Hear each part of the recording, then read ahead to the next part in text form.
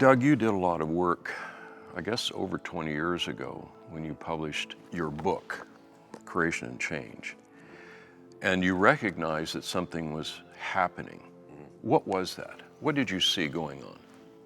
I saw that so much of the evangelical community felt it necessary to make common cause with some form of evolution, usually called theistic evolution, and thus not to interpret in a clear historical literal reading the first 11 chapters of Genesis, particularly the first 2. And I knew that if that were continued to go unchallenged and people simply felt there was no alternative but to be a theistic evolutionist, then you're tearing up the foundational doctrine of Scripture, namely creation. And then that meant that the culture would have the final say in what you believe about that and the rest of the Bible, so I had to address it. Mm-hmm. So what you're saying is when you look at Genesis 1 through 11, for example, you see that as real history. Is that correct? That's correct, because the rest of the Old Testament does, the prophets do, the law of Moses does, the New Testament writers of gospel, epistle, all see it as serious history, and that it is the foundation of fall, redemption, and consummation. So you're saying there is this internal evidence from the rest of the Scripture that looks back at those chapters and says, this is real history. Exactly, and that explains the basis of reality. And so if you play fast and loose with that, you have very severe problems in the whole structure of biblical truth and of church theology. Well, your expertise is really in the whole area of the history of church as well. What about the church fathers? Is this controversy new, or has it existed for 100 or thousands of years? I would say, in general, the controversy was not inside the healthy Orthodox wing of the church, but there were people who were of heretical view trying to take over the church, like the Gnostics, who resented material reality. They didn't deny there'd been some kind of creation, but they said that was by a bad God, an inferior God, the demiurge. And so they wanted to spiritualize everything. And they would certainly not have taken seriously the first few chapters of Genesis in the interest of their theology, which came from the East. So the church fathers are often addressing them and saying, no, there's one God who made the entire world and not a plurality of gods, and he spoke these worlds into existence. He is in charge of them. He's preserving them. He allowed them to fall, and then he sent his son to redeem the world, and that will be carried out to the salvation of the elect and the complete beautification and restoration of the entire cosmos. So most of the times they're addressing creation in the earlier years, like the apologists, Justin Martyr and people like that, it's fighting heretical ideas which would have put paid, as it were, to the whole structure of salvation and to the clear reading of Scripture. Now, a little bit later, by the 4th century, then you have people writing on creation itself. Usually the name of the book would be Hexameron, namely, Work of 6 Days. And you had Basil the Great in the 4th century, one of the Cappadocian fathers, wrote a marvelous Hexameron going through the work of the 6 days and surprisingly dealing with some of the very issues that we face since that time. And then you had the great Ambrose of Milan, who was so influential in the life of St. Augustine of Hippo. He preached through creation, and it's known as Hexameron. And it's very close to what we would say today. From a perspective that these were literal 6 days. These are literal historical truths, and that they're essential to appreciate redemption and make some sense of it.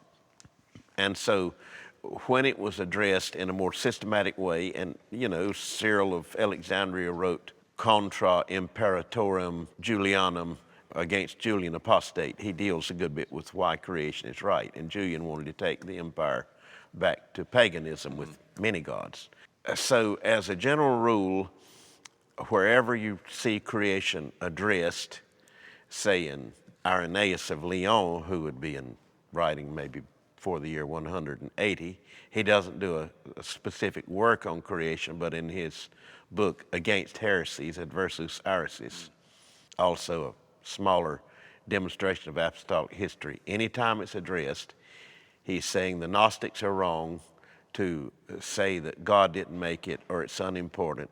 No, God created material reality. He loves it. He redeems it. It is essential to know creation in order to appreciate who Jesus Christ is, what he did. And so it goes all through the ages. St. Thomas Aquinas in the Middle Ages, Peter Lombard before that, Calvin, Luther. Now there are one or two exceptions of note. One was a person who's not considered a church father because he was listed as heretical on a number of points, Origen. And he basically takes the form of Neoplatonism and Eastern thought. I think he probably personally was a Christian. I would say that he was.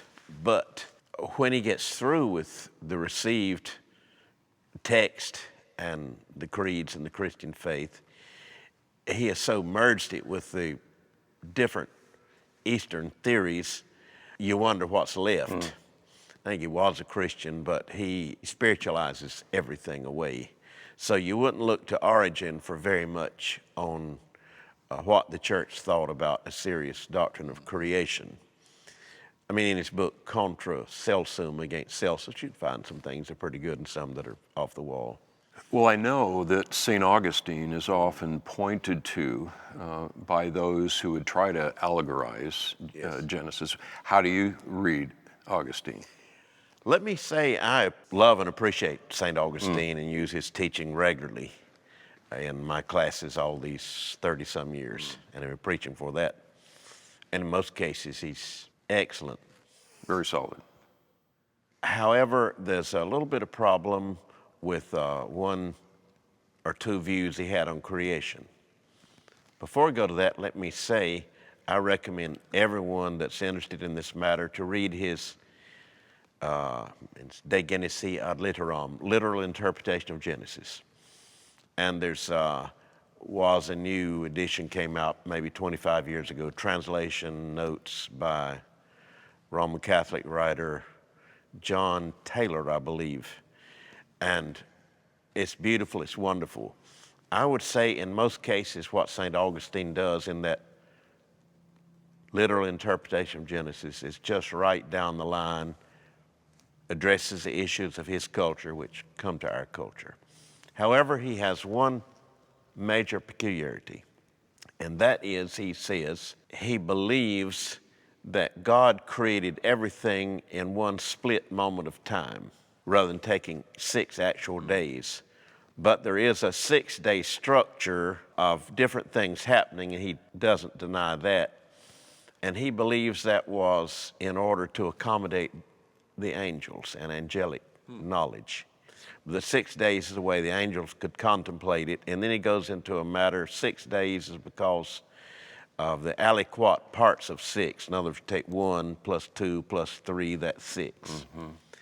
Then what's even more unusual than that, I think he is trying to put together certain elements of Neoplatonism that remained in him. I mean, he's a profound Christian, but he did have some elements of this that we never totally come out of what we were brought up in intellectually.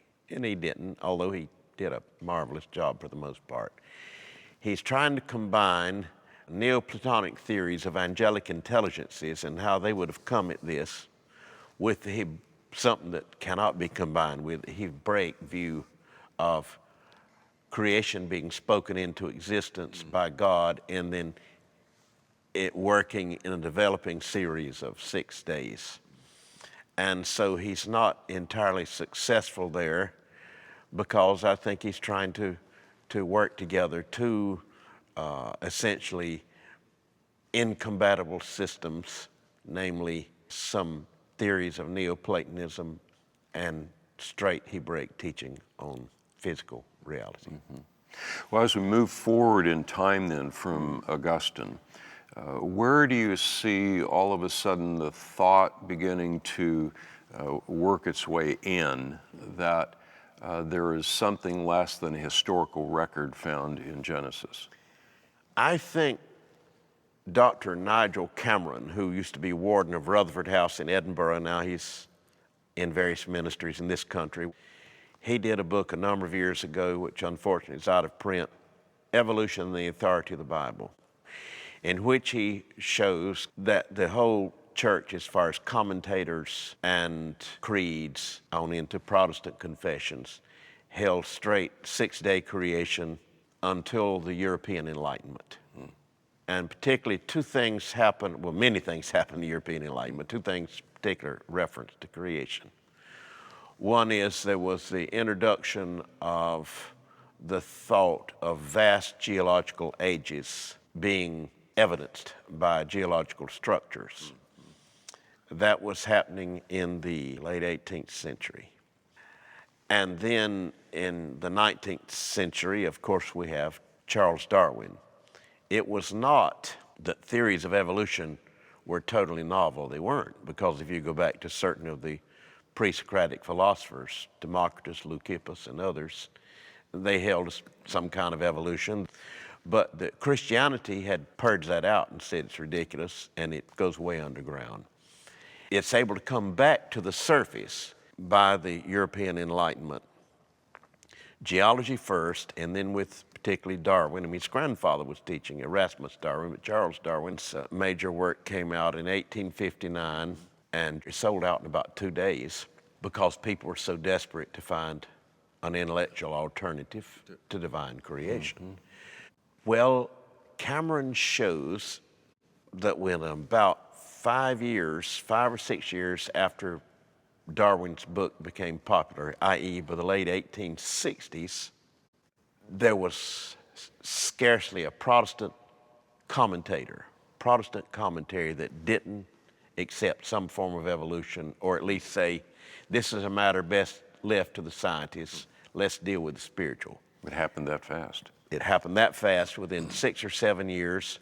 Now, there were exceptions. Good Bishop Wilberforce resisted it, and there were a few that resisted it, but let's say 3 or 4 resisted it, and in the English, French, and German-speaking worlds, 100 gladly accepted it, or at least refused to deal with it. So that's how quickly it happened.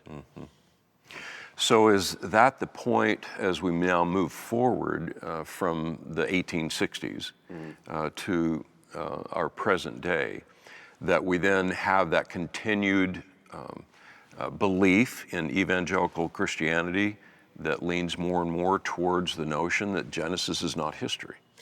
Yes, I heard a distinguished professor from Holland when I was studying at University of Edinburgh, Huikas. Very good man. I don't in any way wish to say anything against him. Was giving some lectures in a book what became a book, Religion and the Rise of Modern Science, and much of it is so good. But I raised my hand and as a student and asked him, what do you think about Morrison Whitcomb? Because he was a scientist. What do you think about Morrison Whitcomb, the Genesis flood?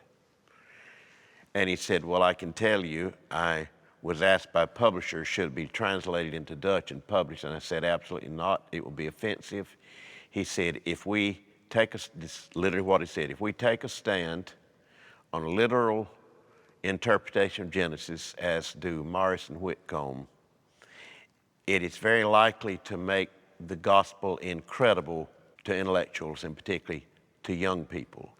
If we do what they did and say that the evolutionary scene for the last 100 or more years is to be challenged on a scientific basis, we will lose respect for the gospel of salvation, so we cannot do it. That was his answer. And I think, he's a good man. I don't agree with his point of view. But I think he would be speaking for the vast majority of those that feel you have to be a theistic evolutionist or you will make the gospel incredible to our culture, which has for whatever 150 years accepted some form of evolution. Is that a fair answer? Yes. But what you're saying is that that position is not the historical position of Christianity. It's more recent. Yes, it is post-1750s, post-1760s. Is that recent? Right.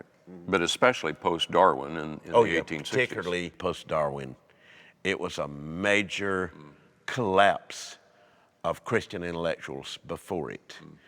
Somebody wrote an article. Was the man's name Livingston? I think I referenced him in that little book.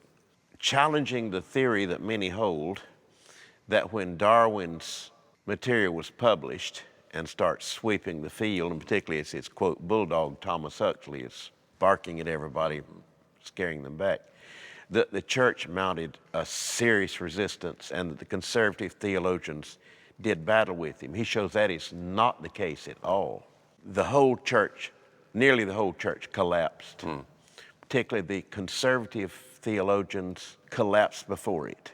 You know, Shedd and very great men like Warfield and others felt that you would be so out of line with what their colleagues in various universities thought was proper scientific procedure that they had to make some kind of common cause with it, although they remained Christian. So the church did not fight Darwin.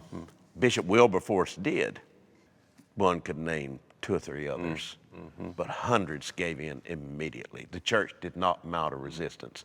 The only resistance is beginning to come since the 1960s with Whitcomb and Morris, and now it's picking up tempo, which may be why some of the more recent organizations to push theistic evolution have felt it necessary to rise up, because they see us as a threat to what they think is the acceptability of the gospel in the culture. I do not put a bad motivation onto these people. That I refuse to do. I just think they're mistaken in how they assess. And most of all, here's the issue. You and I will stand before God. We must not answer whether something was pragmatically helpful, but whether or not it was true. And I truly agree with that.